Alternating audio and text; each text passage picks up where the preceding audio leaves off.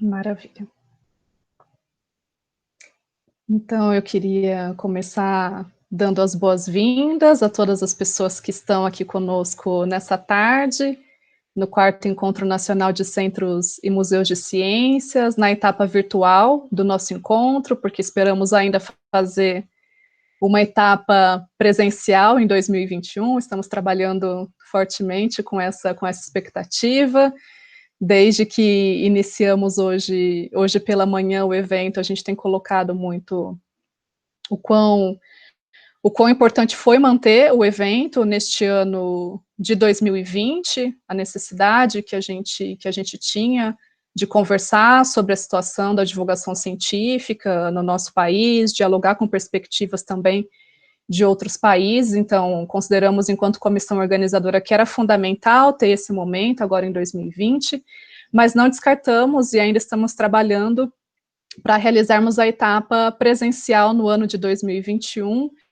Então, a depender, né, estamos aqui na torcida, muito confiantes para que a gente tenha vacina e a gente consiga estar juntos, né, e juntas num evento presencial em 2021, porque nós que fazemos divulgação científica, que defendemos a divulgação científica, a gente também sabe o quão fundamental é esse momento de interação, de atividade presencial, de estarmos juntos. Então, eu começo dando as boas-vindas, agradecendo a participação de todas as pessoas que estão aqui conosco nesse momento.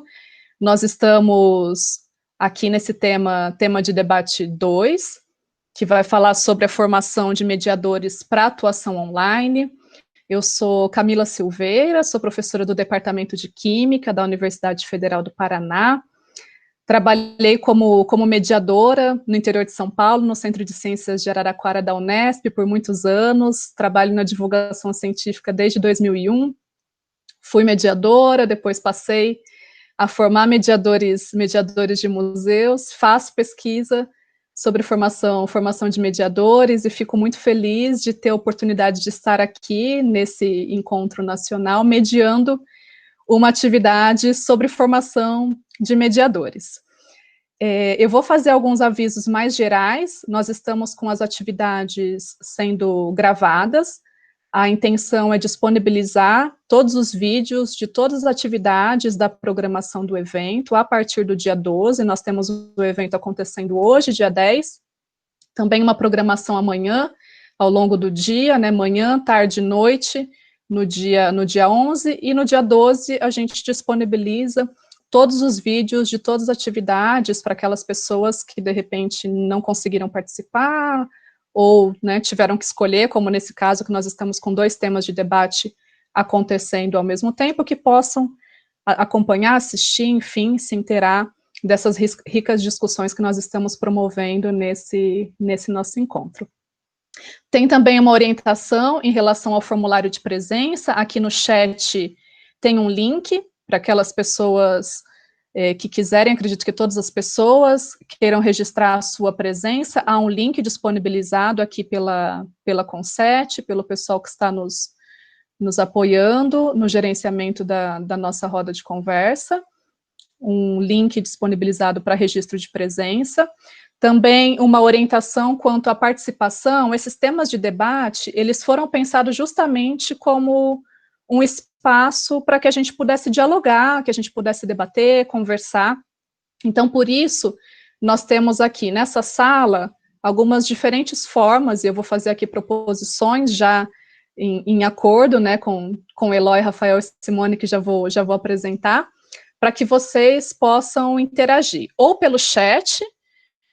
Aqui tem um ícone também, onde vocês têm acesso ali no canto superior direito, há um ícone que tem um triângulo, um quadrado, um círculo, que é um espaço onde vocês podem colocar perguntas diretamente ali, e eu vou tentando aqui, o pessoal também do apoio a gente vai tentando filtrar e acompanhar as perguntas que vocês forem colocando ali, aos nossos convidados e a convidada. Também há a possibilidade de vocês se sentirem à vontade de ligarem os seus microfones, ligarem as suas câmeras. Então, a ideia realmente é que a gente possa conversar e possa debater. É um tema de debate e a gente espera realmente que que a gente consiga promover um diálogo entre as pessoas que aqui estão.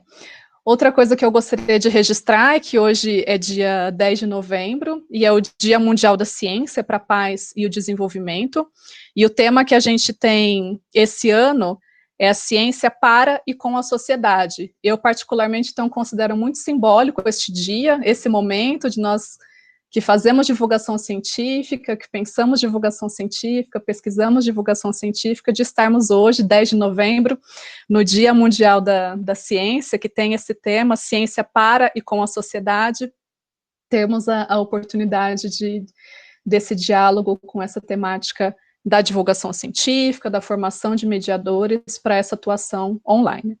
Agora, então, passando a uma apresentação bem geral de quem vai conversar aqui conosco.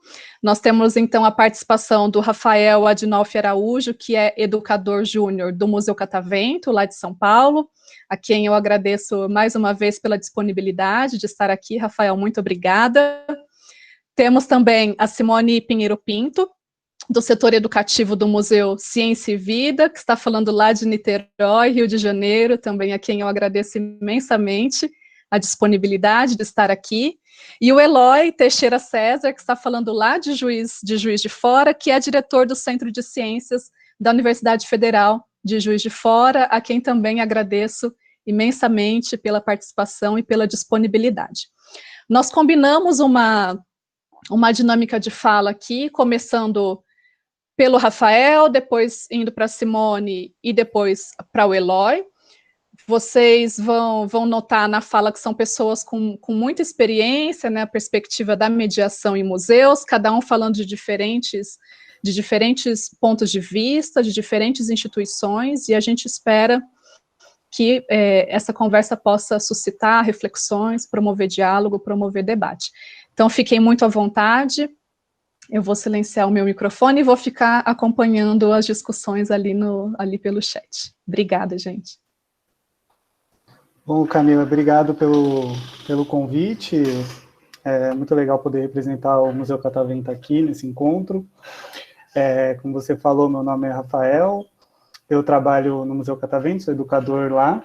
Eu trabalho com divulgação científica lá há 6 anos, vai fazer 7, e eu fui mediador por 3 anos, depois eu comecei a me inserir ali na área mais de gerência desses espaços.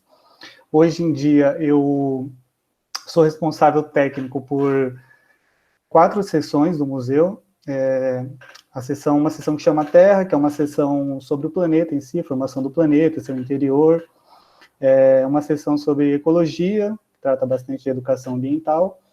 Uma sessão sobre nanotecnologia, e uma sessão, que é a mais recente, da que eu tomo conta, que é uma sessão que chama Dinos do Brasil, que é uma sessão de paleontologia, uma sessão de realidade virtual, que a gente pensou em fazer no sentido de fazer divulgação científica dos dinossauros, porque assim, todo mundo conhece mais ou menos os dinossauros norte-americanos, né, dos filmes e tudo mais, então a gente pensou em fazer uma sessão sobre os dinossauros que viveram em território brasileiro, e não tem só isso na sessão, tem também bastante sobre a era mesozoica, sobre como era o território brasileiro em si, né, sobre o que aconteceu aqui. E, bom, o Museu Catavento, ele é um museu de ciências, ele aborda diversas áreas das ciências humanas, sociais, exatas, biológicas. Ele é dividido em 4 grandes seções, né, mas tem seções dentro dessas grandes seções, mas ele é essencialmente dividido em universo, vida, sociedade e engenho, que é uma parte de física, uma parte mais da engenhosidade humana. E para vocês terem uma ideia, eu acho que isso é uma questão que abateu a todos, né, mas só para dar um pouco da magnitude do Museu Catavento em si, nós somos um museu que recebemos cerca de 600 mil pessoas por ano, né? Então, o baque de você não conseguir receber mais essas pessoas, né, absolutamente do nada, como aconteceu, ele foi muito, muito grande para nós. E nós, imagino que também seja basicamente a situação da maioria, nós usávamos os espaços online, os espaços virtuais, redes sociais, enfim, no sentido de fazer uma divulgação do nosso trabalho, mas uma divulgação do que estava acontecendo no museu, né? Não era uma divulgação do conteúdo científico, a gente não tinha nem pernas para fazer isso, e não era uma coisa que era pensada, porque a gente recebia os visitantes presencialmente. Então, nós tivemos que, rapidamente, né, toda aquela circunstância que todo mundo já sabe, pensar em uma forma de atingir o nosso público, de fazer divulgação científica, só que por meio virtual, online, né? Então, nesse período, só para falar rapidamente, nesse período de pandemia de março até agora, nós criamos, o educativo do museu criou 10 programas online, né? Esses programas, eles têm uma periodicidade, cada um tem uma cara, tem um intuito, porque acredito que até isso é uma coisa que vai ser debatida aqui. Quando você recebe o público presencialmente, quando você recebe uma escola agendada, você sabe quem você está recebendo ali, então o mediador, ele é preparado, ele é treinado para receber aquele grupo específico, né? Ou aqueles grupos. Então, se ele pega o roteiro do dia e tem uma escola do Fundamental 2, ele sabe, basicamente, até onde ele pode ir com aquele conteúdo, ele sabe como abordar, ele sabe a linguagem. Então, uma coisa que a gente teve que pensar nesse sentido online é justamente criar diversos programas que pudessem atender diversas faixas etárias, diversos tipos de público, né, o que não foi fácil. Então, só para ter uma ideia, né, dentro desses 10 programas que a gente tem, a gente pensou alguns no sentido de divulgar o museu em si, aquilo que tem no museu. Então, a gente tem um programa bem específico para isso, que ele chama Por Dentro do Catavento. Então, a gente está, aos pouquinhos, apresentando cada pedaço do museu. A gente apresentou um pouco de astronomia, um pouco da Terra, mas como o museu é muito grande, como o conteúdo é enorme, isso vai demorar muito até ser concluído, se é que a gente vai conseguir concluir um dia, né? Porque sessões continuam sendo reformuladas, continuam abrindo. Mas, pensar nesse programa, esse programa só não bastava, porque quando a gente vai, e como eu disse, a gente aborda para um tipo de público, né, numa monitoria, numa mediação, quando você faz um vídeo, aquele vídeo ele está ali, ele está absoluto, ele está do jeito que você colocou, né, você não consegue fazer adaptações, você tem que tentar fazer uma linguagem um pouco mais geral, mas obviamente vão ficar lacunas a serem preenchidas. E nós fomos preenchendo essas lacunas com outros programas. Então, por exemplo, a gente tem um programa que chama Catavento Responde, que responde às dúvidas das pessoas. Então, às vezes tem uma dúvida de uma criança, às vezes tem uma dúvida de um adulto. Então, a gente foi conseguindo abordar esses diversos tipos de público. E um programa que, como eu citei, como a gente estava conversando antes, um programa que é de fundamental, que é fundamental para a gente conseguir atender o público da forma mais próxima possível, é um programa que está sendo pensado em vários museus, na verdade, mas existem várias dificuldades em relação a isso, tanto de quem está produzindo quanto de quem está recebendo esse conteúdo. É um programa de visitas virtuais em si, né? Então, é você tentar fazer uma mediação online mesmo, né? Fazer uma sala no Meets, fazer uma sala no Teams, e conseguir atender uma escola em particular que fez a solicitação com visitas temáticas, e por aí vai. Nós conseguimos fazer algumas poucas nesse sentido, né?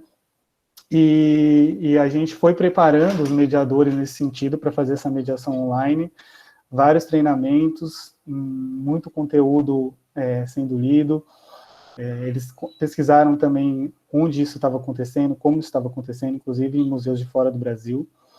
E nós começamos lentamente a realizar esse programa. Nós fizemos uma live no mês passado para uma escola daqui de São Paulo, 500 alunos simultaneamente assistindo. E mais ou menos da forma que a gente pensou, como eu falei, uma coisa temática. Então, a escola estava trabalhando sobre biomas do Brasil, por exemplo. Então, os mediadores se prepararam para falar sobre isso, dentro das limitações que a mediação online tem. Os museus de ciência, muitos deles são muito interativos, então Online você não consegue fazer essa interação, você não consegue tocar, você não consegue fazer o experimento em si, mas a gente está caminhando nesse sentido, né, de ir treinando aos poucos, de ir entendendo. Eu acho que ninguém fazia isso, muito pouco, né, algumas instituições só faziam isso. Então, a gente foi aprendendo, estudando, tentativa e erro às vezes, porque é uma realidade que veio abruptamente para a gente, veio do nada, né? Então, a gente precisou de muito treinamento nesse sentido para conseguir roteirizar, para conseguir expor esse conteúdo de forma online, que é muito diferente de fazer presencialmente, né?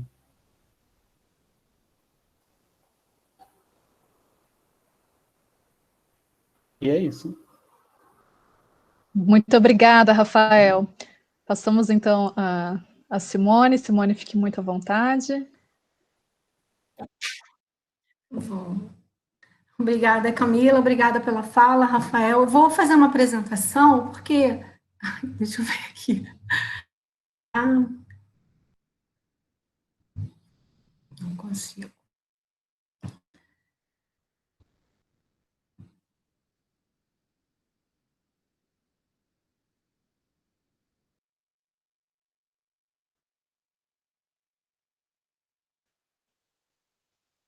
Apareceu aqui, Simone, para a gente. Apareceu? Sim, estamos vendo a sua projeção, sua tela. Tá bom. Então, esse aí... Pinto. A minha formação em física e eu trabalho com mediação desde que saí da universidade. Fui trabalhar no Museu de Astronomia, depois trabalhei direto na Fundação CCERJ e estou no Museu Ciência e Vida desde de todas as ações do museu. Então, aqui está uma imagem, é um museu relativamente novo, nós acabamos... E todas as nossas atividades, elas são mediadas. Foi uma opção da equipe, né, de elaboração e execução do museu, né? A gente estava num espaço novo e optamos por isso, e também com a ajuda dos parceiros, né? Então, como que aconteceu a nossa mediação? A gente toma a mediação humana como a principal interlocução entre as nossas atividades e o nosso público. Como que eles chegam ao museu? Eles chegam por um edital, uma chamada por edital público, né? A gente faz uma capacitação inicial para todos, inicialmente sobre as questões de educação em museu, a educação e ciências, a educação e o ensino de ciências, a importância do papel da mediação humana nesses espaços, para depois partirmos para as nossas capacitações internas, as capacitações das exposições. A partir do momento que eles começam a integrar o nosso quadro, a gente deixa... dar autonomia para eles proporem e desenvolverem atividades como as oficinas para professores e público familiar. A gente tem um grupo grande, onde tem mediadores já formados e mediadores em formação no sentido da graduação, graduados e graduandos. A gente tem uma rotina de capacitação, né? Quando era presencial, uma rotina de capacitação toda segunda-feira. Então, o mediador, ele, ao se candidatar para estar conosco no Museu Ciência e Vida, ele tem essa noção de que toda segunda-feira à tarde existia uma reunião de capacitação e que a gente trabalha diferentes temas, não só da exposição, não só dos assuntos do museu, mas que está envolvido em toda a questão da educação em museus e educação em ciência. Então, o museu, eu trouxe para vocês uma imagem da nossa equipe, né, de mediadores. É uma equipe bastante... Como é que eu posso dizer? Muda o tempo inteiro, a gente não consegue ter todos eles ao mesmo tempo sempre, né? Está sempre em movimento, bastante movimentada, né? E aí o que acontece? Como é um museu de ciência, é um museu interativo, tem a presença da mediação humana forte na questão da interlocução, e aí chegou essa questão da pandemia. Como que fica, né? Todos são estudantes de graduação, a maior parte, a gente tem, inicialmente, o nosso quadro é de 40 mediadores, então, quando a gente está em pleno funcionamento, todos eles são estudantes, a maioria de estudantes de graduações próximos a Caxias, alguns do Polo CEDERJ, das universidades públicas, todos com condições diferenciadas de vida, e aí como que a gente vai fazer? Né? A gente continuou com as nossas reuniões, depois do decreto do governo do Rio de Janeiro, o que a gente vai fazer? Né? Quando a coisa assentou, o que vai acontecer? Começamos a pensar, voltamos com as nossas reuniões semanais, lá para meados de abril, e começamos com as nossas adaptações com a questão do isolamento social. Foi difícil tirar, ainda é difícil, essa coisa que está enraigado na gente, da interação, do olho no olho, né, da questão dessa produção de material. Então, a gente formou grupos de estudo, separados, buscando na literatura formas de atendimento, formas de interação, e principalmente essa questão da cibercultura. Começamos a pensar e a planejar essas atividades e distribuímos tarefas de acordo com a condição de cada um, né? Um forte incentivo que eu particularmente passei para eles eram meio que obrigados, dentro das limitações, participar de atividades de outras instituições, do próprio Catavento, de várias que ofereciam atividades online para a gente também aprender. Tudo é muito novo, né? E aí, a partir disso, a gente fez algumas produções de vídeos e textos para as nossas mídias. Isso falando só em relação aos mediadores. A parte educativa como um todo do museu foi fazendo as suas produções em paralelo. Então, eu trouxe aqui para vocês alguns exemplos, né, do texto, que saiu agora de um mediador, a gente falando do tempo do tamanho do vírus, é o Pedro Virgílio, a Maiara fez um vídeo, a gente falando da... Simone, os slides não estão aparecendo. Passa os slides, está parado no primeiro. Estou passando. Não está aparecendo. Só aparece o primeiro. Ops. Agora foi. Oi? Então, voltando, aqui está a imagem das meninas e meninos da nossa equipe como um todo, junto com a equipe dos servidores. Oi? Está no segundo ainda. Não, já estou. Oi? Agora foi. Agora está com a imagem da equipe. Com a imagem da equipe, e agora? Então, só falando um pouco do que eu falei, né, das reuniões, os novos desafios, a participação em outras atividades, e aí eu trouxe só para exemplificar algumas ações que eles fizeram, né, tá aí a Maiara, que é uma atividade de contação de história, que a gente desenvolve presencialmente no museu, que vai para além do livro. A gente sempre produz alguma coisa para contar essa história, então, nesse vídeo, ela ensina a montar o fantasma. Né? Conseguiu? Está vendo aí, gente? Outras produções, que estão no Facebook, no nosso canal do YouTube, né, algumas fotos. Quem não se sente à vontade, ou não tem equipamento tecnológico, condição... fotos e algumas imagens que a gente tinha presencialmente, acoplado a algum texto, alguma produção deles, e continuamos com as nossas reuniões às segundas-feiras. Ontem mesmo tivemos uma, e que agora a gente tem uma exposição, que assim que pudermos abrir ao público, nós temos uma nova exposição, que é uma viagem ao corpo humano. Então, nós estamos estudando sobre essa exposição, e a tarefa foi... do seu lugar de fala, estudar o corpo humano. Então, ontem foi a apresentação de duas mediadoras, a Rafaela, que é estudante de letras, e da Leandra, que é estudante de assistência social da UFRJ. Elas fizeram a apresentação ontem para toda a equipe. Se vocês quiserem acompanhar um pouco as nossas produções, estão no nosso Instagram, Facebook e no YouTube. Aí a gente tem mais de 2.000 seguidores, 20.000 curtidas no Facebook e 1.000 inscritos no canal do YouTube. Convido a vocês curtirem as nossas páginas, a nos acompanharem e ficar por dentro das nossas produções. Acho que eu falei bem rapidinho, pena que não deu para passar junto. Desculpa, gente. Mas fica aí as questões para a gente discutir e conversar. Muito obrigada, Simone. Passamos, então, agora ao Eloy. Oi, Camila. Oi, gente. Estão me ouvindo? Tudo bem? Então, primeiramente eu queria agradecer a Camila pelo convite para participar dessa mesa.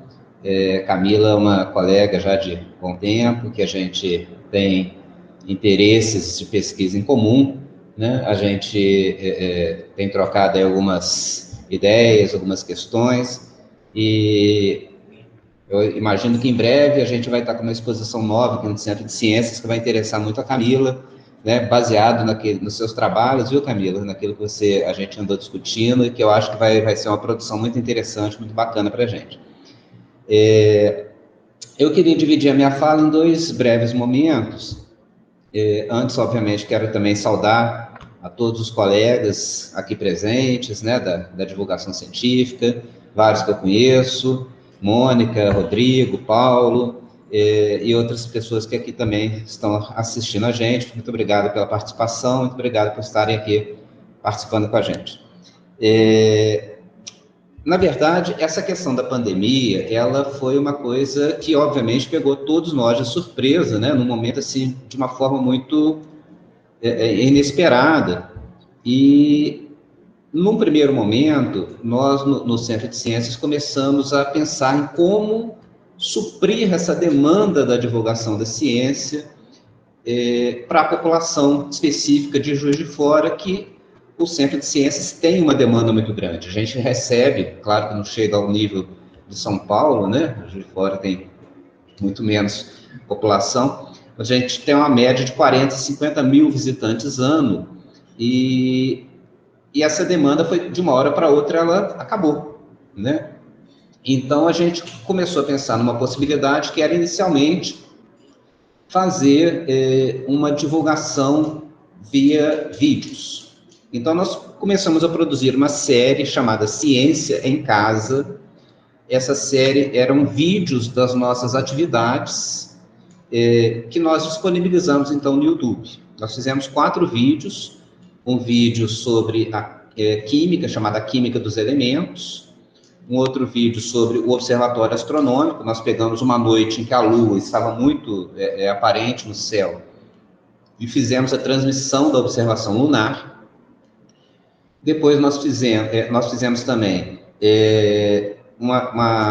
um vídeo sobre geometria dos mosaicos e um vídeo sobre a Covid-19 e obesidade. Qual era a influência da obesidade sobre a Covid-19.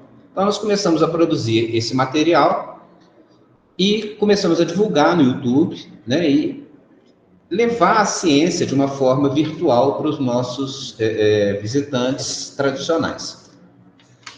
Bom, e aí, essa ideia deu certo. A diretoria de imagem da UFJF entendeu que seria importante a gente também incorporar, junto à diretoria de imagem, num outro projeto, que é o Ciência que Fazemos. O Ciência que Fazemos é uma ação da Universidade Federal de Juiz de Fora, em que os pesquisadores iam até as escolas para explicar o que é ciência, qual é o tipo de pesquisa que eles fazem, de como isso interfere na sociedade. Também com a interrupção do funcionamento das escolas, nós passamos a gravar aqui no Centro de Ciências o Ciência que Fazemos também. Então, os pesquisadores vinham até o Centro de Ciências para usar o nosso espaço e começaram a divulgar as suas pesquisas para a população também. Bom, então, esse foi um primeiro momento, uma coisa emergencial, no mês de março, abril. Só que a pandemia, ela nos pegou no momento em que nós estávamos iniciando 3 novas exposições no Centro de Ciências. E a gente tem sempre que ver o lado positivo da coisa, né? a formação de mediadores sempre é um fator fundamental nos espaços de ciência. Nós precisamos, nós temos uma rotatividade muito grande de mediadores, né? Simone falou isso antes de mim, imagino que Rafael também tem essa questão lá no Catavento, e a demanda por visitas é tão grande, né, que a gente acaba não tendo tempo de formar esses meninos como nós gostaríamos. Nós temos visitas de terça-feira de manhã até domingo. O único dia que o Centro de Ciências não abre é segunda-feira. São meninos, alunos e meninas, alunos da licenciatura e da graduação de uma forma geral da universidade. Então, cada um tem o seu horário, cada um tem sua atividade, é quase impossível reunir. Nós temos atualmente 65 mediadores, é quase impossível reunir esses 65 mediadores ao mesmo tempo. E aí nós pensamos, olha, esse é o momento talvez mais propício que a gente tem de fazer a formação desses meninos, porque eles vão estar todos disponíveis, né? A universidade parou as aulas, né? Como em todo o Brasil, eles estavam sem aula. Eles, obviamente, tinham interesse em continuar atuando no Centro de Ciências, então nós decidimos que, juntando essa questão da pandemia com a questão que nós estávamos fazendo, elaborando 3 novas exposições, nós decidimos fazer a formação online desses mediadores. Então, nós resolvemos utilizar dessas plataformas, como essa que nós estamos usando agora, que é o Google Meet, né, e outras, como o Zoom, e outras plataformas que estão disponíveis, que a gente está se tornando expert nessa pandemia, né, nós começamos, então, a fazer a formação desses meninos. Então, a primeira ação que a gente ia fazer era fazendo ciência no sítio arqueológico. No Centro de Ciências aqui de Juiz de Fora, nós montamos na área externa um pequeno sítio arqueológico, e a ideia era que os nossos visitantes passassem, então, a descobrir como um arqueólogo atua no campo de pesquisa, né?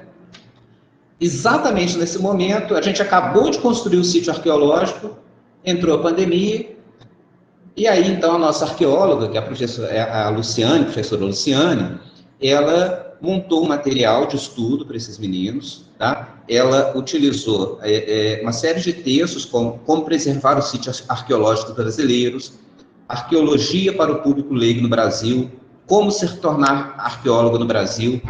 Esses textos foram compartilhados com os nossos estudantes. Eles fizeram, então, um grupo de estudo pela internet, né? E, a partir disso, nós fizemos a formação desses meninos, dessas meninas, via online, né? Para que, quando a gente retornar à atividade presencial, eles já tenham, pelo menos, o subsídio teórico para que eles possam atender a população quando do retorno.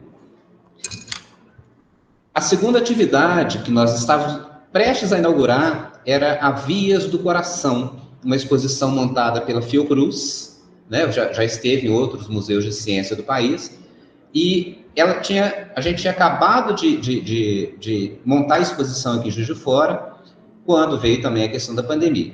O professor Rodrigo Hall, que é o nosso orientador nessa área, ele, então, também montou um grupo de estudos com os alunos, uma série de vídeos, e fez a proposta de que eles montassem, isso foi uma das coisas que eu achei mais interessante, era de que, em vez de nós entregarmos uma proposta pronta de visitação, a proposta do professor Rodrigo foi como os mediadores iriam abordar com os visitantes essa questão do coração, né? É uma exposição muito interessante, ela tem réplicas, né, do coração, montadas em tamanho grande, e nós tivemos a oportunidade de, junto ao Departamento de Anatomia da UFJF, incorporar peças reais anatômicas do coração.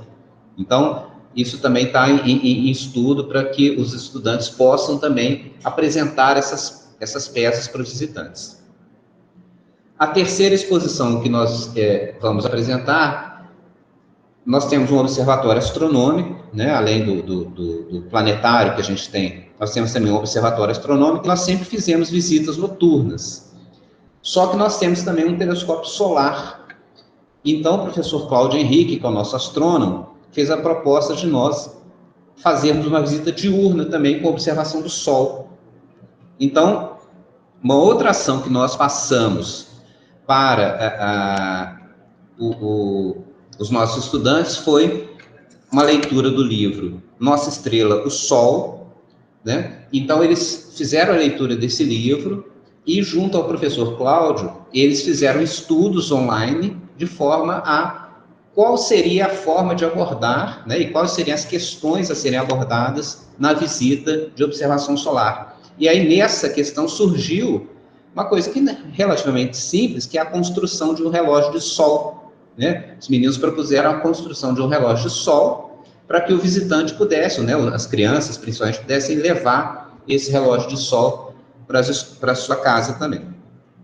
Então, esse período acabou, de uma certa forma, sendo benéfico para a gente na formação desses meninos em termos de conteúdo, porque são meninos e meninas de todas as áreas, né? Nós temos meninos da física, que estariam mais propensos à área da observação solar, os da geografia para arqueologia, mas tem menino da biologia, tem menino da história, tem menino da química, da física, tem menino de todas as áreas, né?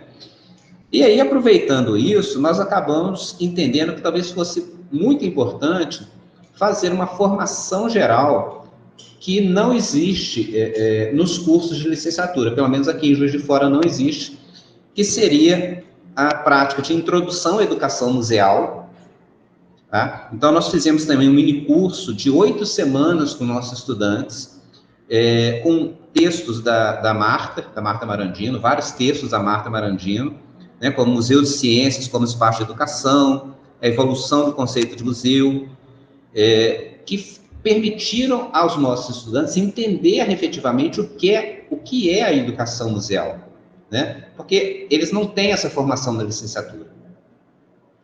E o nosso vice-diretor, professor José Luiz, que é professor do Departamento de Física, trouxe uma questão que é: o que é essa coisa chamada ciência? Talvez tenha sido a maior formação para esses meninos e meninas durante todo esse período, né? Porque a gente acaba tendo ideias muito tradicionais de ciência, né? E às vezes, essa questão não é abordada de uma forma definitiva. Então, o professor José Luiz trouxe o livro O que é Ciência, Afinal. Os meninos fizeram um minicurso de 8 semanas também, discutindo, debatendo e apresentando resultados para o professor, de forma que eles pudessem aprofundar no seu estudo do que é ciência, né?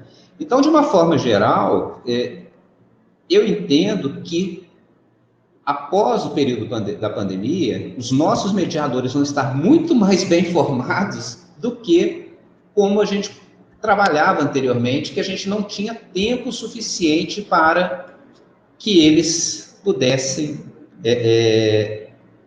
fazer essa formação. Nós não tínhamos esse tempo. Eles estavam aqui 12 horas por semana,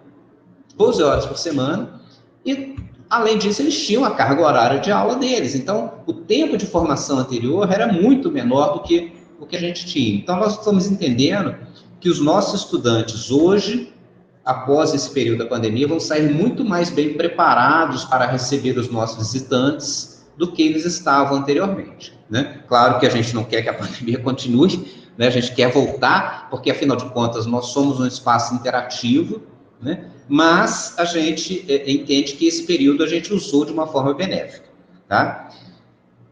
Para encerrar, eu só queria dizer que eu espero receber todos vocês aqui em Juiz de Fora ano que vem. A reunião anual da SBPC será aqui em Juiz de Fora no próximo ano, em 2021. Espero que nós já tenhamos resolvido essa questão da pandemia, né, e que a gente possamos nos encontrar tanto na reunião anual da SBPC aqui em Juiz de Fora, quanto no encontro da ABCMC aí no Paraná. Muito obrigado. Muito obrigada, Eloy. Nós temos, então, agora, para as pessoas que entraram depois, nós combinamos uma dinâmica de debate. A intenção é que a gente converse bastante, dialogue bastante sobre esse tema da formação de mediadores, da formação de educadores de museus. Nós temos a possibilidade de vocês fazerem as perguntas aqui pelo perguntas e respostas que temos aqui ao lado do chat. E temos também a possibilidade daquelas pessoas que quiserem fazer, abrir a sua câmera, abrir o seu microfone, também de fazer a sua pergunta nesse formato. Para a gente se organizar, as pessoas podem se inscrever no chat e a gente vai chamando, e as pessoas, aquelas que quiserem falar ao microfone, a gente vai conduzindo dessa forma. Enquanto isso, eu vou começar a ler uma pergunta que está no ícone aqui de perguntas, que é direcionada para a Simone. É uma pergunta do André Luiz Schmidt da Silva, e pergunta o seguinte: Simone, você citou a rotatividade de mediadores. Você vê isso como um ponto negativo? Uma vez que quando a equipe de mediação começa a se engajar e se sentir pertencente ao museu, há uma mudança no quadro de mediação e com isso sempre volta ao começo, ou seja, na capacitação.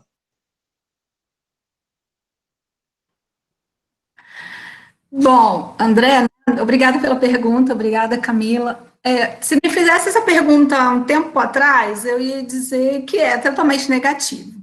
Mas eu aprendi com esse tempo a conviver com isso. É inevitável, a partir do momento que os nossos mediadores são bolsistas, né, são estudantes, ou vão se passa a entender qual é o nosso papel enquanto formador, né? Além de um museu, a gente também é um espaço formador. Então, eles precisam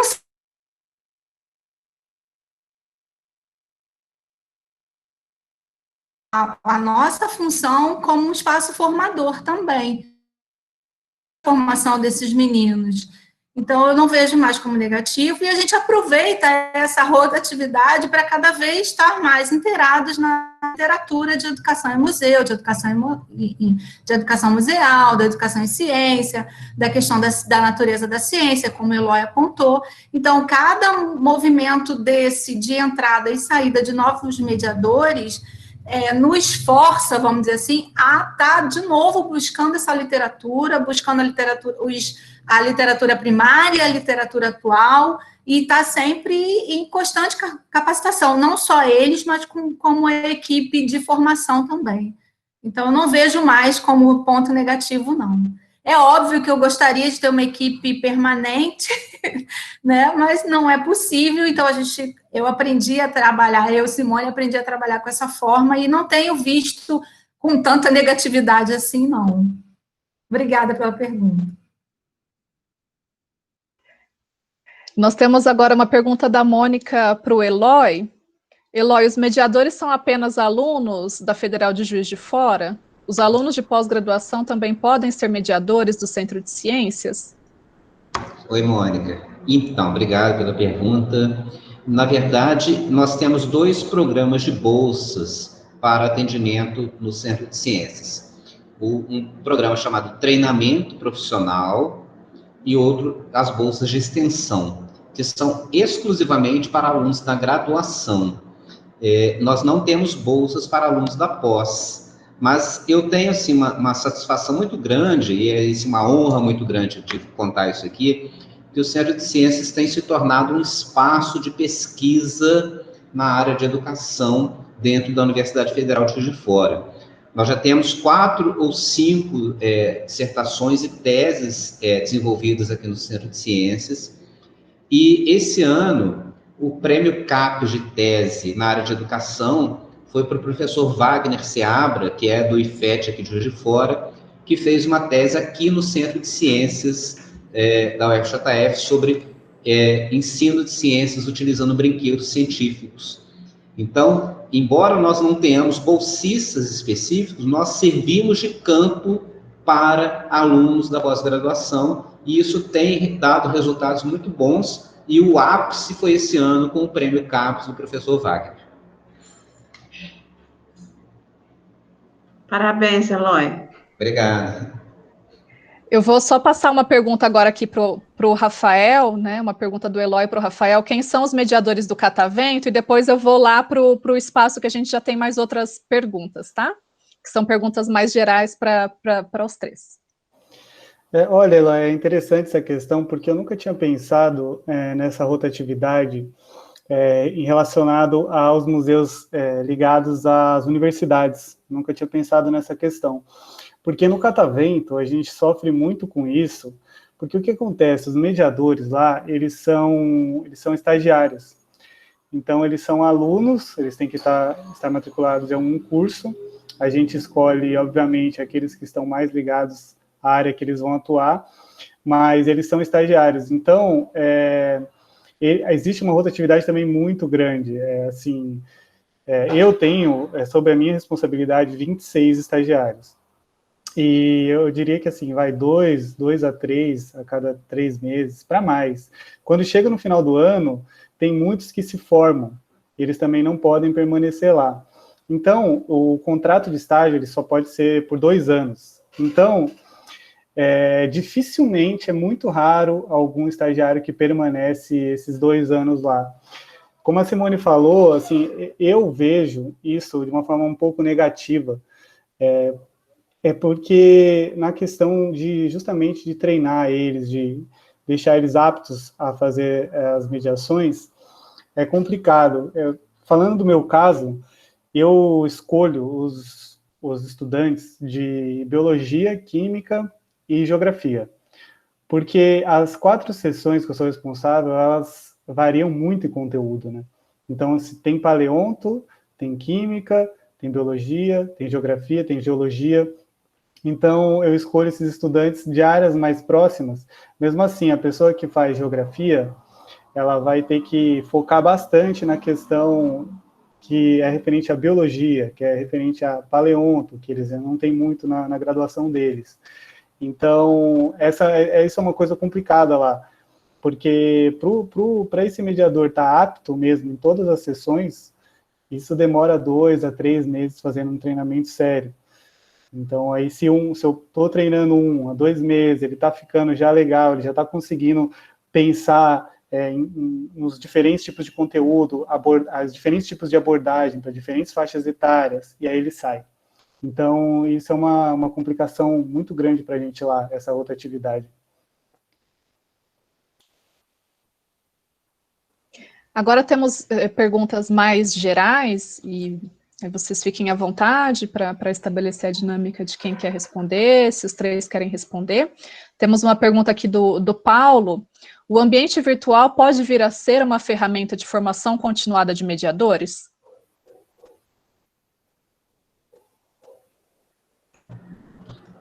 Posso falar? Fiquem à vontade. Eu acho que sim. A Samanta pode falar, Simone. Eu acho que ela vai ser mais uma, né? Desculpa, Eloy. Não, eu acho falar,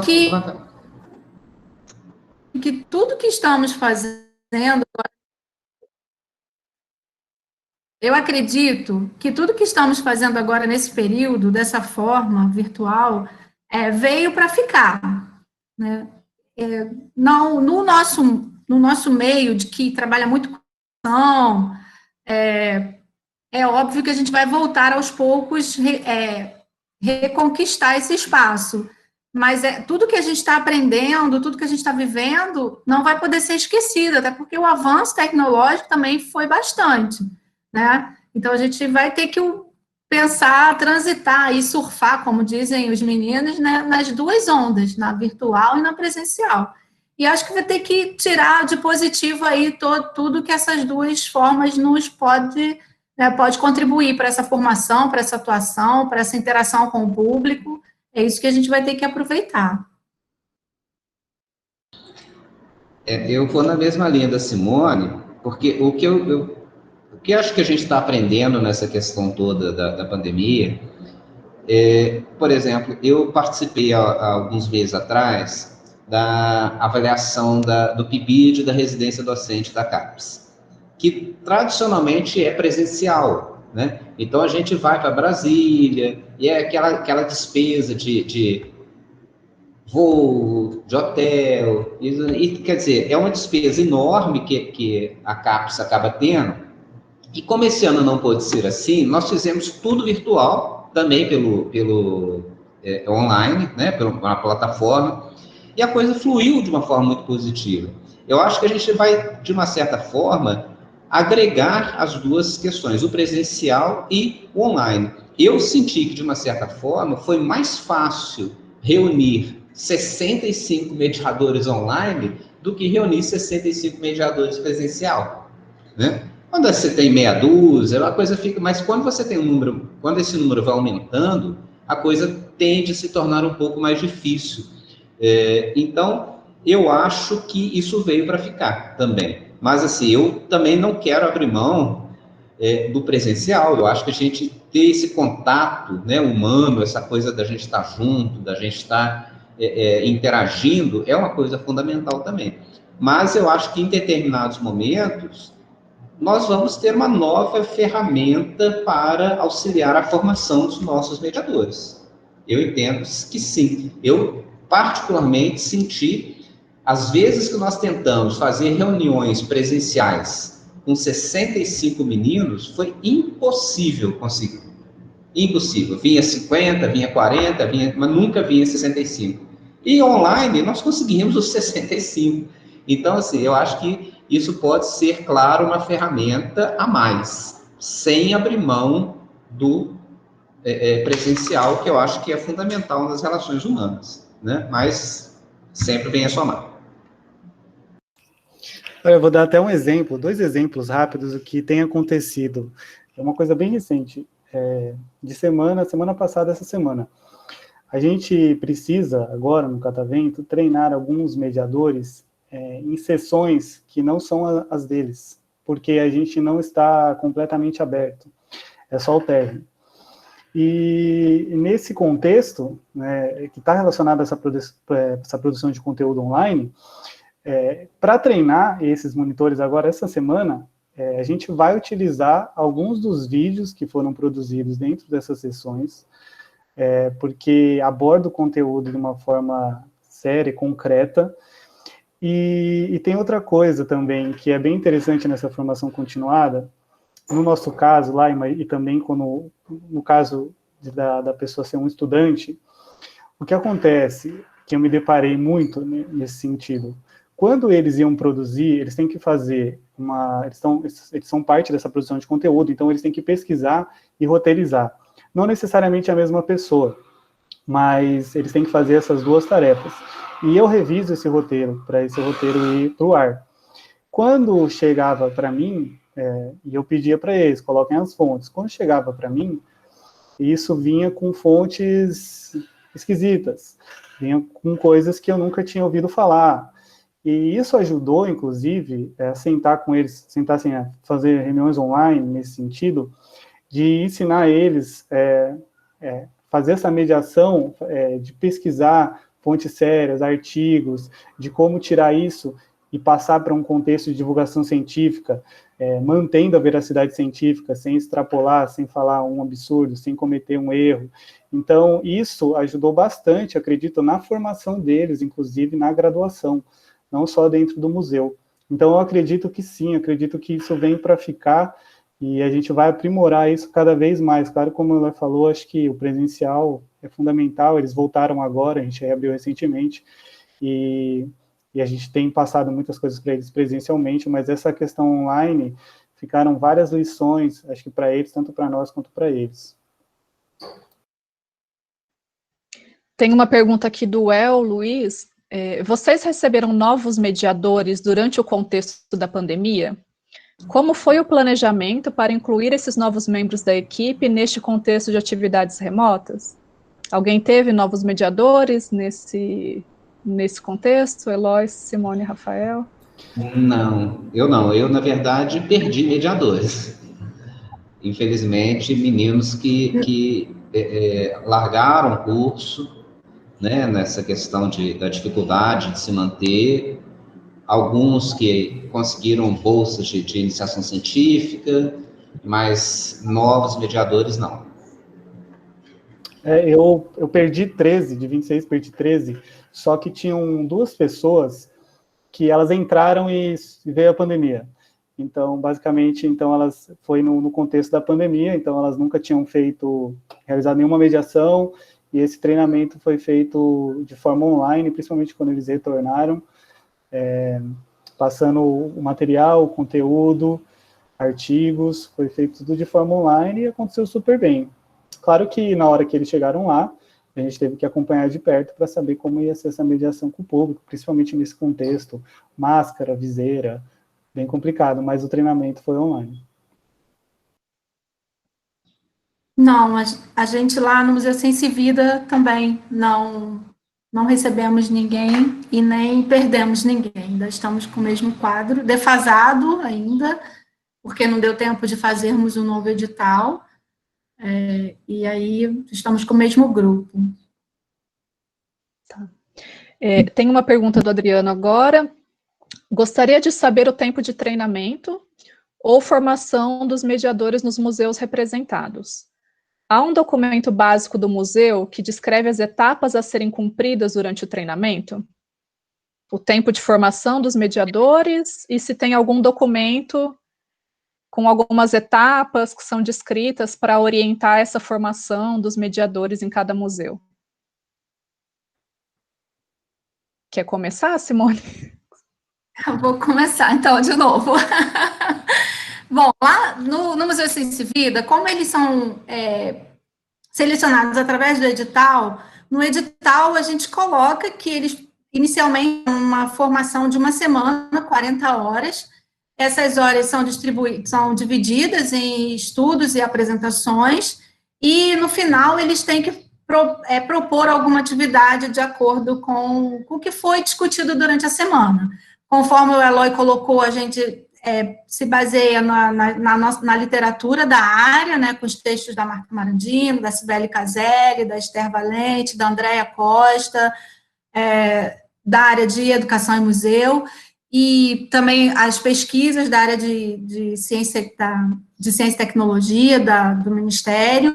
Então, toda essa leitura, eles recebem esse material por e-mail, a gente pede que eles leiam, é feita a discussão durante essa semana, todos os que foram convocados, inclusive os que estão em cadastro de reserva, a gente solicita que eles façam, quem tem realmente interesse de vir a ser mediador, que eles façam esse curso de 40 horas, e assim que eles entram para o museu, efetivamente, após assinarem o termo de outorga, toda segunda-feira, como é uma cláusula do nosso edital, a gente não abre mão dessa cláusula, toda segunda-feira a gente tem essas 4 horas, são bolsas de 20 horas, sendo que dessas 20, 4 horas são destinadas a essa capacitação, né? Às vezes a gente traz convidados de outras instituições para falarem para eles e para a gente também, como um todo, quando as exposições são de parceiros, ou outras temáticas que estão falando sobre formação de mediador, sobre mediadores, então a gente convida esse pesquisador para falar para os meninos e para a gente. Então, essa formação, na realidade, ela acaba sendo contínua, não só pela rotatividade, mas também por ser uma questão da nossa metodologia de trabalho. E também, outra questão é que a gente dá essa autonomia, né? Às vezes eu chego com uma ideia, e quero produtos, vamos pensar produtos. E essa segunda-feira, essas reuniões servem para isso. E é esse momento de formação como um todo, que a gente considera lá no museu. Acho que eu respondi.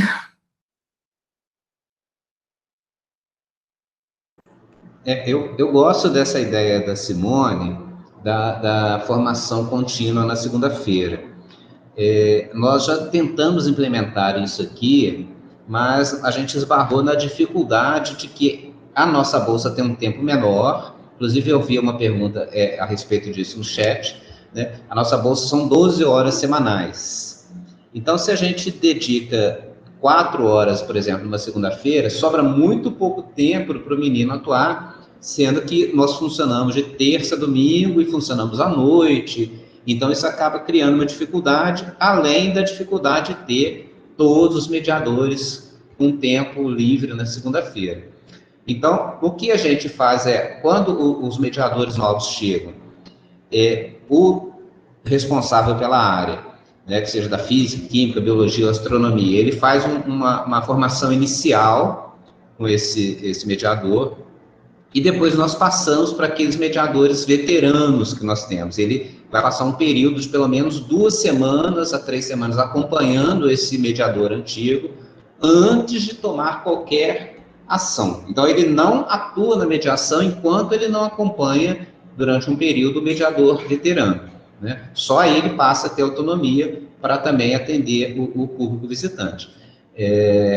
Foi, realmente, eu reitero que pela primeira vez a gente conseguiu fazer uma formação como a gente acha condizente durante esse período da pandemia. Obviamente eu não quero que se repita, né?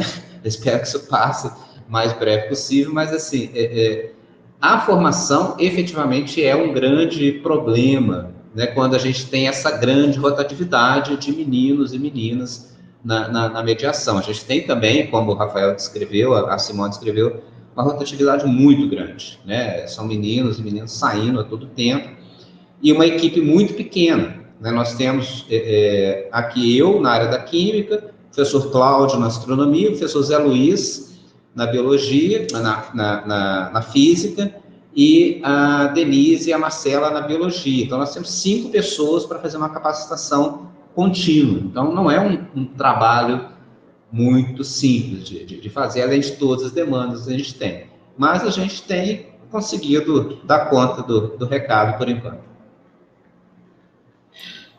Sim, para mim, como eu já tinha até citado, essa questão é bem complicada, porque os temas variam demais, as áreas variam demais dentro da mesma pessoa que precisa aprender isso. E eu sigo um método, na verdade, que ele é mais prático, né, do que o ideal em si. Porque eu não posso tirar essa pessoa do espaço o tempo inteiro, eu não posso deixar ela 2, 3 semanas em treinamento para ela poder aprender o todo ao mesmo tempo. E aí eu separo, porque das 4 sessões que eu sou responsável, eu separo as 2 primeiro, que são as 2 fechadas, que são as que o visitante precisa pegar uma senha, que são as que precisam ocorrer o tempo inteiro. Então, eles primeiro aprendem essas, eles são treinados nessas, leem os textos. No caso do Dinos do Brasil, eles têm que ler trechos do livro do Luiz Eduardo Anelli.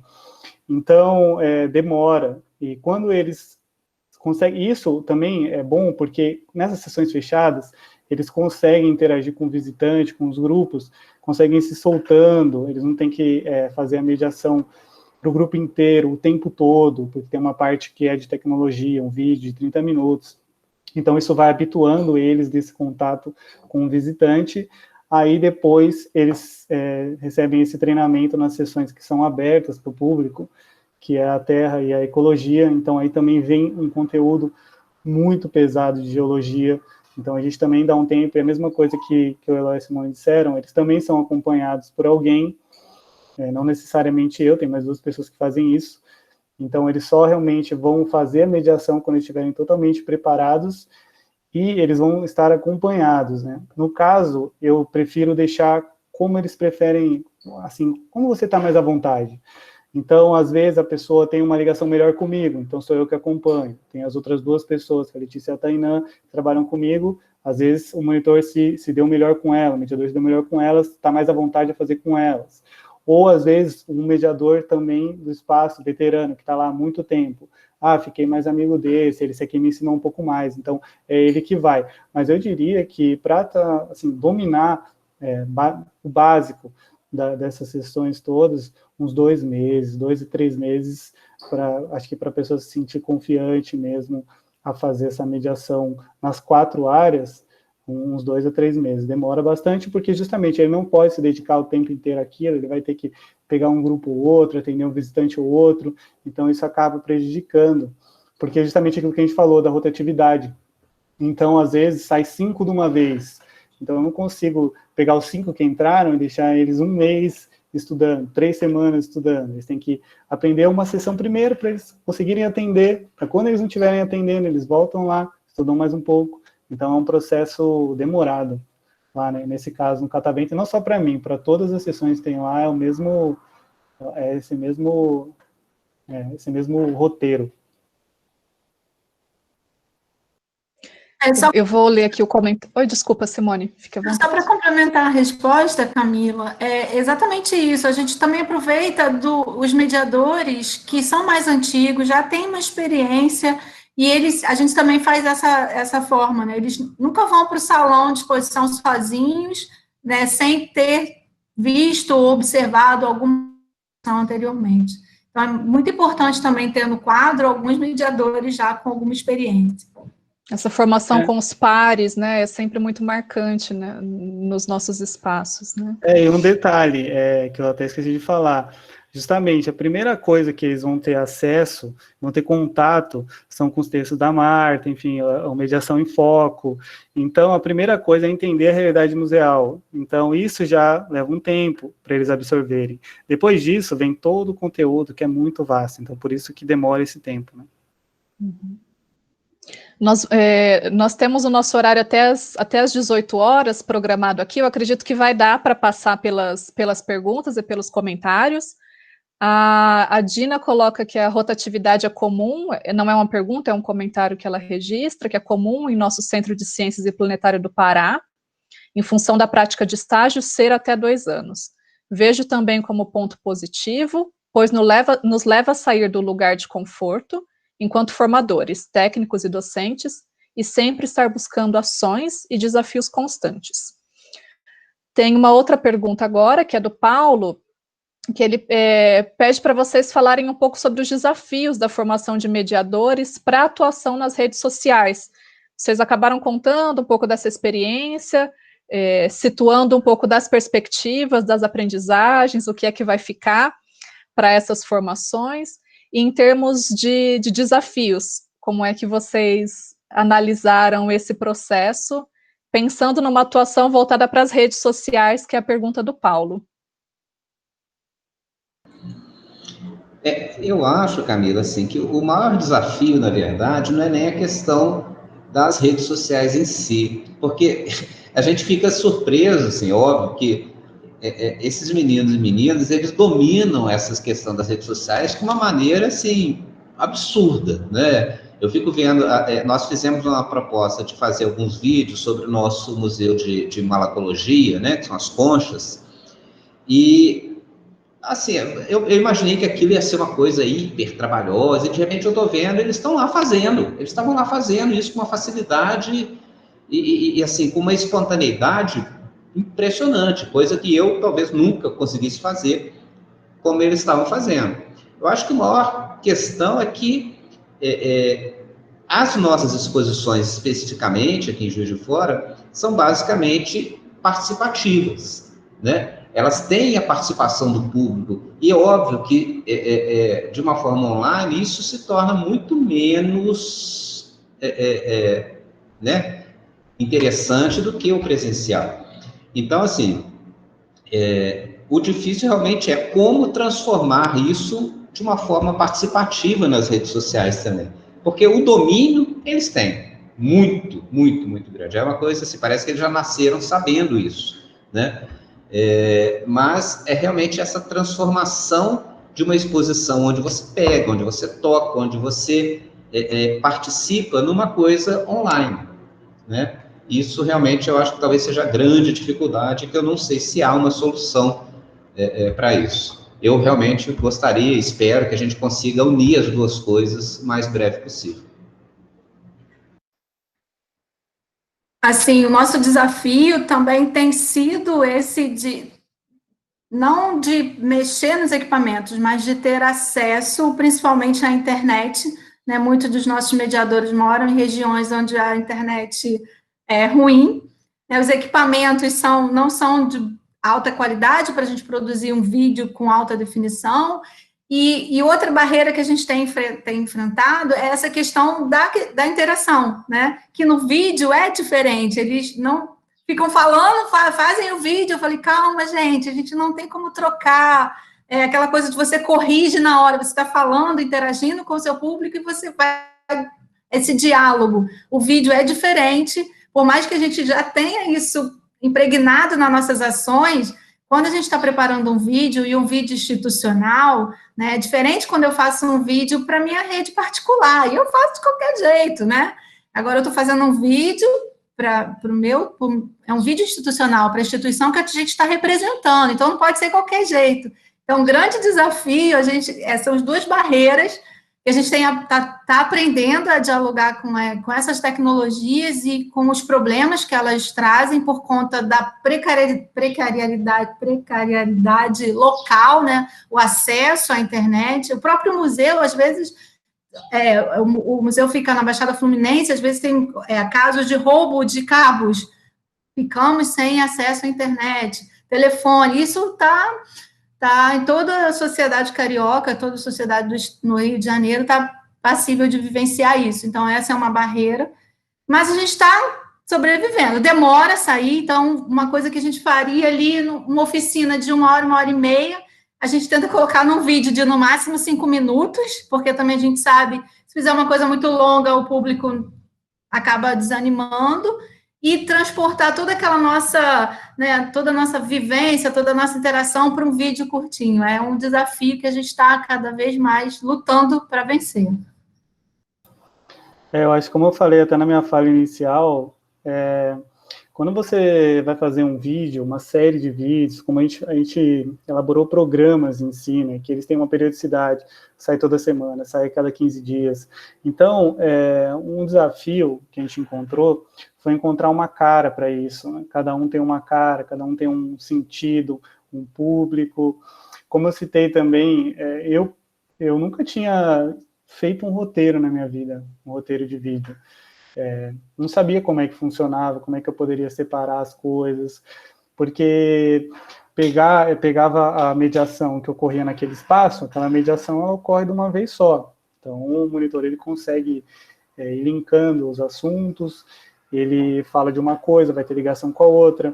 Mas e num vídeo? No vídeo, a mediação só naquele espaço, ela dura 40 minutos. E num vídeo, como é que vai ser? O vídeo não pode ter 40 minutos, ninguém vai ficar lá assistindo. Então, o vídeo tem que ser uma coisa rápida, tem que ser uma coisa dinâmica. Então, isso foi uma coisa que a gente encontrou bem forte. E mesmo assim, quando a gente foi fazer, por exemplo, acho que, se eu não me engano, o vídeo sobre biomas do Brasil, tentei roteirizar da forma mais curta possível, mas só que eu falo dos 6 biomas nesse vídeo. Então, e a gente achou, não vamos separar cada bioma, vai ficar saindo um vídeo de cada bioma, vai ficar cansativo, então você tem que considerar essas coisas, que horário que eu vou lançar esse vídeo. Então, dentro desse vídeo, se eu não me engano, ele deve ter uns 15 a 17 minutos, ele ficou enorme, mesmo tentando resumir tudo, porque entra naquela questão que quando a gente trabalha com divulgação científica, seja presencial, seja online, entra naquela questão, bom, eu tenho que falar de uma forma clara, mas eu tenho que falar com base no que foi estudado, com base no que a comunidade científica aceita hoje. Então, pegar isso e transformar num vídeo que interessa as pessoas assistirem, né, num mundo hoje que as pessoas, uma parcela da sociedade passou a acreditar na Terra plana, porque o cara conseguiu fazer um vídeo que... então, porque isso passa muito por isso. Você assiste aqueles vídeos da Terra plana, então aquela pessoa conseguiu se comunicar de uma forma que as pessoas entenderam de alguma forma, foi prazeroso para ela assistir, ela se identificou, e isso foi uma coisa que a comunidade científica por um tempo deixou de lado, e esse tipo de coisa foi ganhando um espaço. Então, nesse contexto da pandemia, acho que isso é até importante, da gente voltar para esse espaço, entrar nesse espaço de fato, conseguir expor esse conteúdo de uma forma clara, de uma forma legal, que a pessoa entenda, e ela veja, bom, essa pessoa está falando uma coisa que é baseada em um estudo, que tem um método científico por trás, que não é uma coisa aleatória, não é alguém que colocou uma régua no oceano lá para falar que ele é reto, que a Terra é plana, enfim. Então, esses desafios, acho que são os maiores, você adequar isso àquilo que você faz presencialmente, a pessoa se interessou, ela foi até lá, ela saiu da casa dela, só que quando ela está dentro de casa, no quarto dela, vendo vídeo no YouTube, ela vai abrir lá qualquer coisa. Então, como fazer isso ser interessante para ela?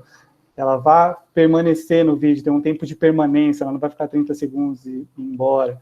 Então, a gente fez algumas coisas assim, no vídeo meu da caverna, eu estou correndo, tem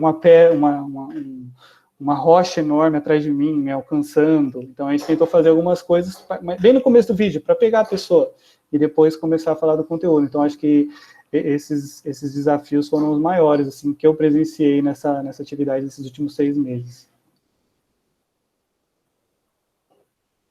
A pergunta da Patrícia, eu acredito que vocês acabaram falando sobre a questão do currículo formativo dos mediadores, algumas das leituras que orientam esse processo formativo. Ela pergunta quais são os conteúdos que vocês consideram essenciais para essa formação. Me parece que passa aí pelos saberes da mediação, pela educação em museus, os conteúdos específicos de cada exposição, conforme vocês foram falando das exposições que estão nos museus que vocês trabalham, mas se tiver algo para depois complementar, a gente pode resgatar. Tem algo específico para o Rafael, que algo, a gente estava conversando sobre isso, Rafael, na questão do Catavento ser um prédio tombado e ter aquelas particularidades para fazer algumas adaptações em relação à tecnologia. O André coloca algo nesse sentido, né, com esse período de pandemia, com esse avanço da tecnologia, como é que os museus passam por esse processo de mudança estrutural, em particular museus que tenham essa questão de tombamento, de ter algumas restrições para fazer esses arranjos estruturais. Se você quiser, eu não sei se as pessoas estavam acompanhando aqui no começo, Rafael, se quiser falar algo específico dessa situação do Catavento. Só para ter uma ideia do que eu tinha falado, quando a gente pensou nesse programa de visitas virtuais, a gente precisou fazer uma solicitação para a Secretaria da Cultura mesmo, para entender como é que isso funcionava, já que ninguém vinha fazendo. Tem instituições particulares, por exemplo, como o Aquário de São Paulo, que eles cobram essas visitas, então a gente tinha uma série de coisas burocráticas a entender, né? E aí eles, na verdade, não responderam nenhuma, eles mandaram vários questionamentos sobre como a gente ia fazer isso, e quanto isso ia custar. Então eu fui atrás disso, fiz testes na rede do museu, conseguimos uma plataforma que é o Microsoft Teams, eles ofereceram contas gratuitas, então a gente tinha a plataforma nem era o problema. O problema é a internet, porque o prédio, ele é tombado, e a internet que foi instalada lá, os APs, né, os pontos, eles têm 10 anos já, então eles já estão super defasados.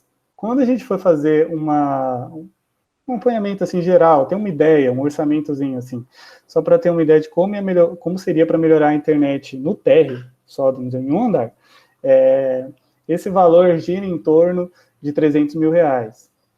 Então, isso é uma limitação fortíssima. Inclusive, quando, dentro dessas solicitações, uma das coisas que eu respondi foi que parte desse conteúdo, não só a mediação não seria só online, uma live, não seria só ao vivo, como também o próprio Teams, ele oferece, o Meet também, gravar essas mediações, conforme a gente tivesse um banco específico, fez uma mediação para o Fundamental 2, fez uma mediação para o ensino médio, primeiro ano, eu até coloquei nesse documento que essas coisas ficariam gravadas justamente porque muitas escolas não têm condição também, a internet deles também não suporta receber esses dados, esse conteúdo ao vivo.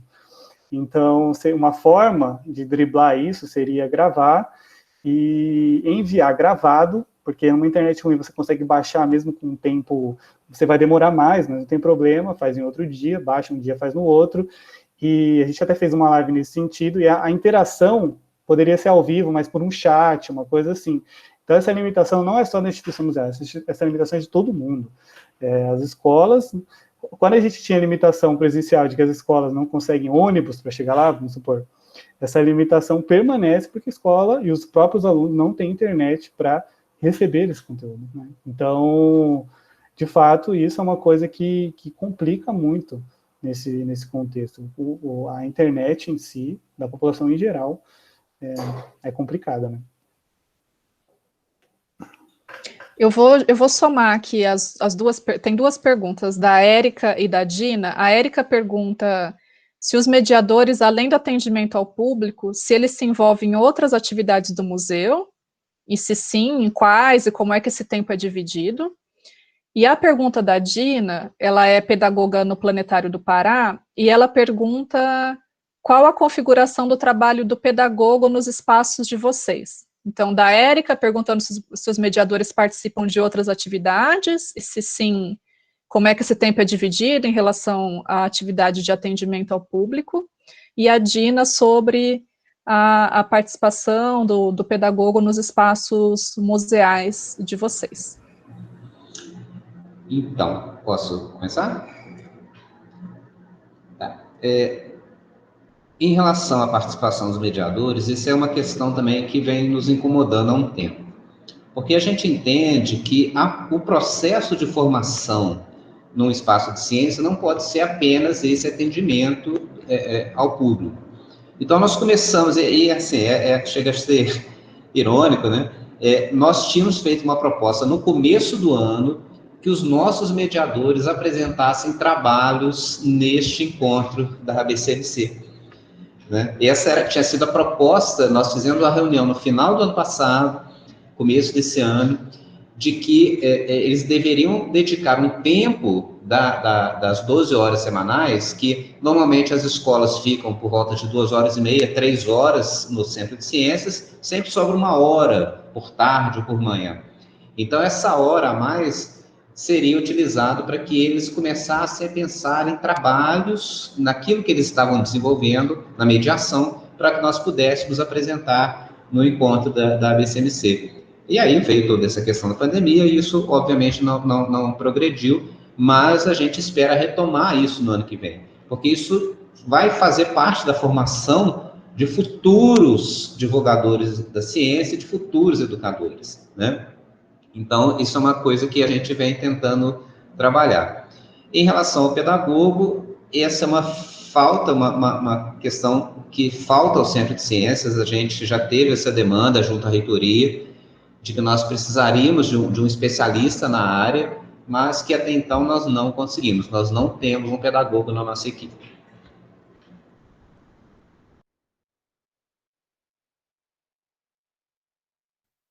Posso responder?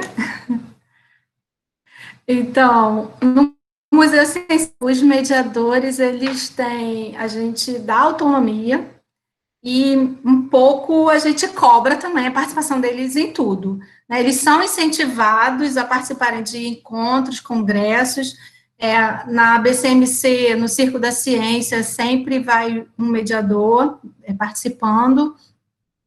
Nos eventos da Quinta da Ciência, a gente estimula que eles participem. Os trabalhos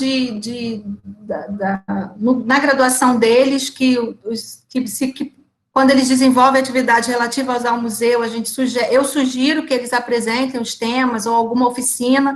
As oficinas são todas pensadas, elaboradas e executadas por eles, né? Eu penso junto, né? Mas eles executam, elaboram, executam a oficina para professor e para o público familiar e para o público escolar.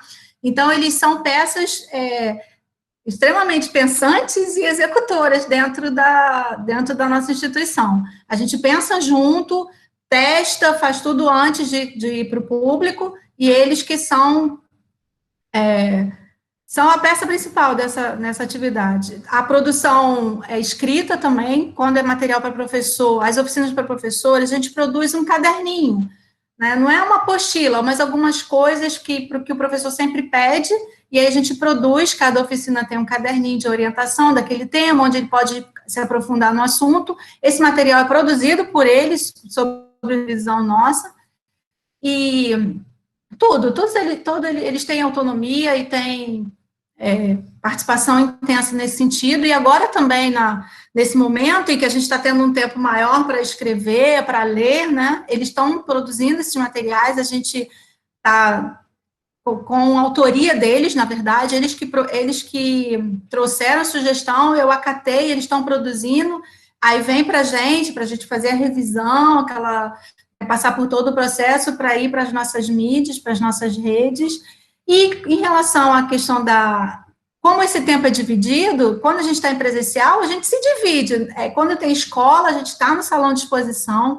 Quando não tem, a equipe que está produzindo alguma coisa vai se dividindo entre eles mesmos. Essa divisão é negociada entre a gente lá no momento da atuação, nessas outras horas, né? Para além das 4 horas de segunda-feira.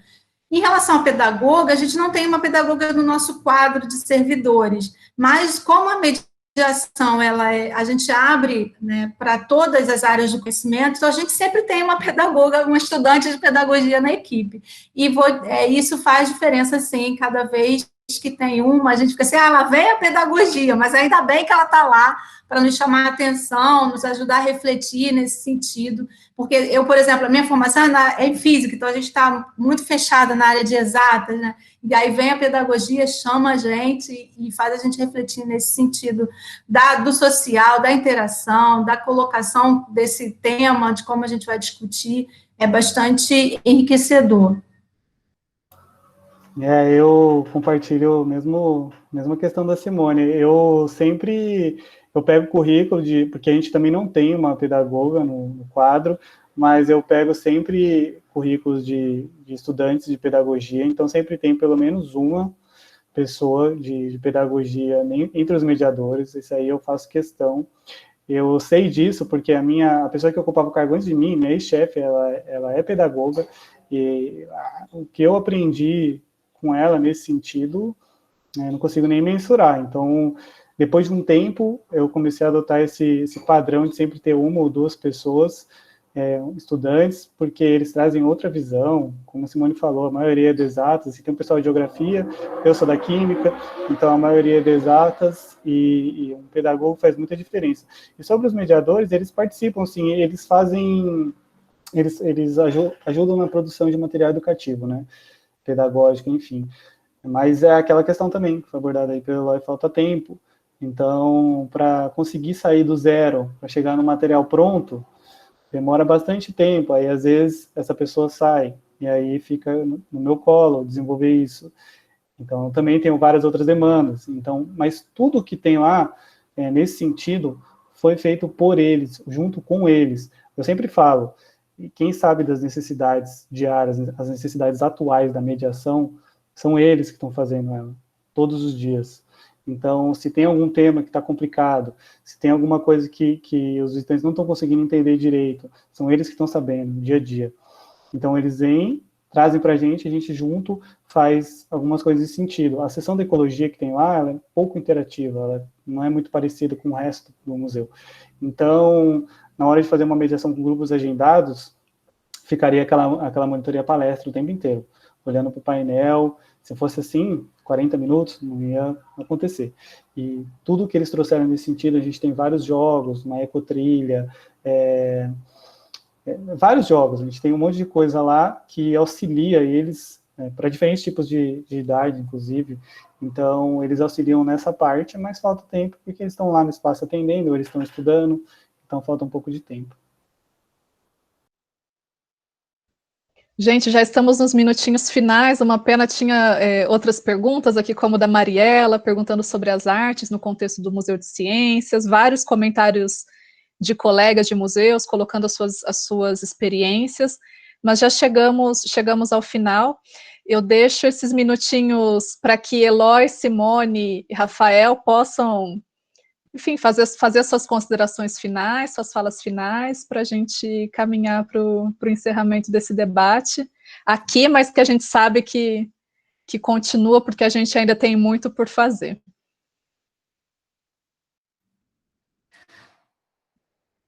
Então, vou começar de novo. Bom, eu quero agradecer, Camila, pelo convite, agradecer a Mônica, que saiu. A Mônica foi minha chefe no Museu Ciência e Vida por muito tempo, acompanhou todo esse trabalho.